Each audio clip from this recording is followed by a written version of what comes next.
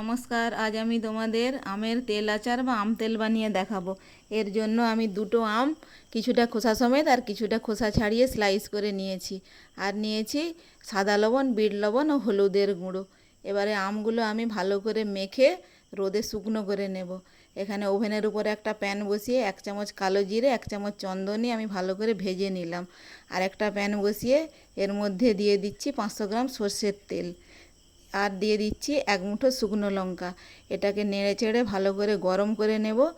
এরপর এটা একটু ঠান্ডা করে নেব যাতে আঙুল ডোবানো যায়।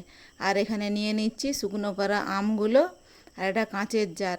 আমগুলো আমি শুকনো করে নিয়েছি কারণ আমের রস থেকে গেলে আচারটা ঘোলা হয়ে যায় আর তাড়াতাড়ি নষ্ট হয়ে যায়, বেশি দিন থাকে না।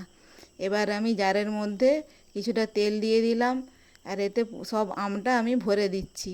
এই আচারটা তোমরা মুড়ি মেখে খেতে পারো, আবার ফুচকার আলুতেও দিয়ে খেতে পারো, আর কিছু চাট বানালে তার মধ্যে দিয়েও খেতে পারো, খুব টেস্টি লাগে। আর দিয়ে দিচ্ছি এখানে আমি আচারের জন্য যে মশলাটা রেডি করেছিলাম সেই মশলাটা 3 চামচ। এবার দিয়ে দেব ভেজে রাখা চন্দনী আর কালো জিরেটাও। আর এরপর দিয়ে দেব কিছুটা কসুরি মেথি। এটা দিলে গন্ধটা খুব ভালো আসে। এবার একটা চামচে করে খুব ভালো করে মেখে নিচ্ছি।